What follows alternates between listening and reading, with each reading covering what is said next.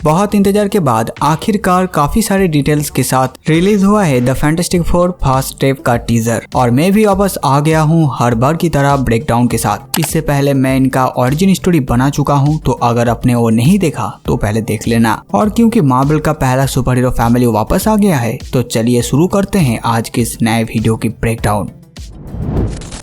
Teaser की शुरुआत होती है बैकस्ट्रैप बिल्डिंग के अंदर से लिफ्ट के दरवाजे के खोलने के साथ, और बैकस्ट्रैप बिल्डिंग के अंदर से पूरा शहर दिखाई देता है। लेकिन इस वक्त का फुटेज दिखाई जा रही है और नॉर्मल स्क्रीन साइज नहीं है। ये साइज 1960s एरा के टीवी का स्क्रीन साइज है। असल में इस मूवी को 1960s के टाइम पीरियड में सेट किया गया है और इसीलिए ये रेट्रो फ्यूचरिस्टिक लग रहा है। और वैसे भी जब फैंटास्टिक फोर पहली बार कॉमिक्स में आया था तब का टाइम भी 1960s का था, तो MCU ने पूरी कॉमिक एक्यूरेसी को ध्यान में रखते हुए वही टाइम पीरियड चुना है। क्योंकि इस मूवी का स्टोरी लाइन MCU के मेन यूनिवर्स की नहीं है, बल्कि किसी और यूनिवर्स में होगा जहां का टेक्नोलॉजी काफी एडवांस है। वैसे भी टीजर पे पहले वापस आ जाते हैं। बैकस्ट्रैप बिल्डिंग में सुजन स्ट्रॉम एक पर्सन को वेलकम करती है और वहाँ हम रेड रिचर्ड को भी देखते हैं। रेड उस पर्सन को कहते हैं, हम हर संडे शाम 7 बजे फैमिली डिनर करते हैं। कॉमिक्स में भी फैंटास्टिक फोर फैमिली डिनर करते हैं और यहाँ भी इसे दिखाया गया है, जो बताता है कि मार्वल कॉमिक्स एक्यूरेसी को मेंटेन कर रहा है।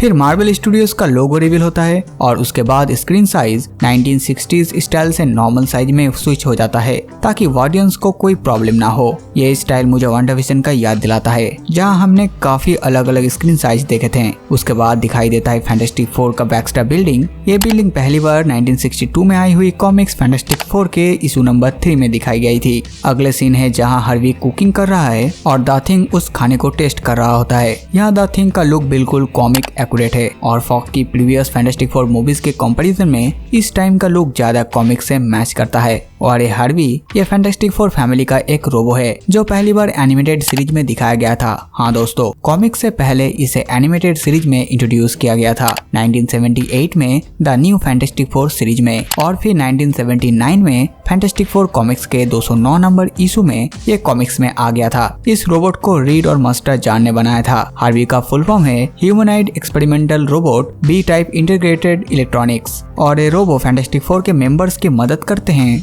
उसके टास्क कंप्लीट करने में। लेकिन कॉमिक्स में कुछ ऑल्टरनेट यूनिवर्स में इसका फुल फॉर्म अलग है, जहां इसे highly engineer robot build for interdimensional exploration कहा गया है। मतलब इसका यूज इंटरडायमेंशनल ट्रैवल के लिए किया जाता है। हार्वी के बनाए हुए खाने को द थिंग बहुत पसंद करता है। उसके बाद रीड का एक क्विक शॉट जहां वो बोर्ड पर कुछ कैलकुलेशन कर रहा है। यहाँ एक जगह पोर्टल जैसा कुछ दिखाई दे रहा है और एक जगह लिखा है एग्जिट और दूसरी जगह पे अनदर यूनिवर्स। कई सोर्स कह रहा है कि रीड यहाँ इंटरडायमेंशनल ट्रैवल के लिए एक्सपेरिमेंट कर रहा है। मतलब वो एक मल्टीवर्स ब्रिज बना रहा है जिससे वो पैरेलल वर्ल्ड को ऑब्जर्व कर सके। और ऐसे सीन हम कॉमिक्स में भी देख चुके हैं 2009 के dark region fantastic four comics के पहले इशू में। और ऐसे भी कॉमिक्स में रीड अपने यूनिवर्स के बाहर भी ट्रैवल किया है और फैंटास्टिक फोर की एक फेमस जगह नेगेटिव जोन को भी एक्सप्लोर किया था। हो सकता है ये वही हो या फिर MCU का मेन यूनिवर्स भी हो सकता है। फिर एक क्विक शॉट जहाँ रीड, बेन, सुजन और जॉनी अपने स्पेस मिशन के लिए रेडी हो रहा है। अगर आपने उनका ओरिजिन देखा है तो आप जानते हैं कि वो स्पेस मिशन में क्यों जा रहे हैं। और फिर उनका रॉकेट दिखाई देता है जो स्पेस की तरफ जा रहा होता है।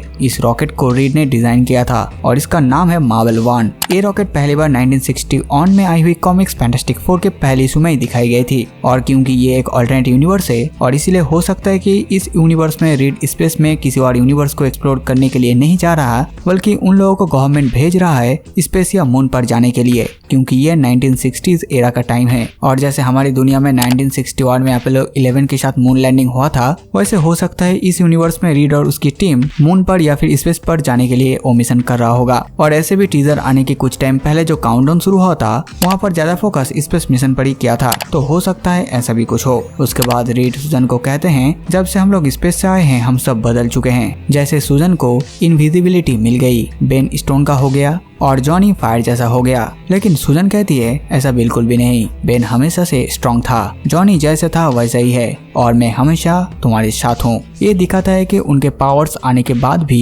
उनका पर्सनालिटी उतनी ही है जैसे ओरिजिनल में वो लोग थे। बेन वैसे ही स्ट्रॉन्ग है, जॉनी कॉन्फिडेंट है, सुजन को इनविजिबिलिटी मिली है लेकिन इसके बाद भी वो रीड के साथ ही है और रीड का इंटेलिजेंट उनका सबसे बड़ा स्ट्रेंथ है। इसके बाद रॉकेट के अंदर की एक सीन दिखाई देता है जहाँ सुजन अपने पावर्स फील कर रहा होती होती है और धीरे धीरे इनविजिबल हो रही होती है। और फिर द थिंग का एक सीन जहाँ कुछ लोग उससे डरकर भाग रहे हैं। फिर बेन एक शॉप के बाहर खड़ा होता है और टीवी पर उनका पुराना इंटरव्यू दिखाई देता है। हो सकता है ये सीन एक्सीडेंट के बाद ही हो जब बेन पहली बार बाहर जा रहा हो। टीवी पर रीड बेन के लिए कहते हैं वो दुनिया का सबसे बेस्ट पायलट है और बेन कहते हैं हाँ, और वो हैंडसम भी है। लेकिन अब बेन का चेहरा स्टोन जैसा हो गया है और इसीलिए मूवी में उसके ट्रेजिक साइड को भी दिखाया जाएगा जहां उसके लोग उसके ऐसे चेंजेस के लिए उसे रिजेक्ट करेंगे। फिर जॉनी का एक सीन जहां वो ह्यूमन टॉर्च बनकर आसमान में उड़ रहा होता है। नेक्स्ट सीन में बेन और सूजन को एक साथ दिखाई देती है और लगता है कि सूजन बेन को उनकी ट्रांसफॉर्मेशन के बारे में समझा रही होती है। फिर जॉनी को फिर से दिखाया जाता है वो अपने पावर्स के साथ आसमान में उड़ रहा होता है मून की तरफ। और फिर अटैक होता है सिटी में और सूजन अपने फैंटास्टिक फोर कॉस्ट्यूम में फोर्स फील्ड बना रहा है। उसके बाद जॉनी का एक सीन आसमान में ओ है और उसका फ्लेम बंद हो चुका है।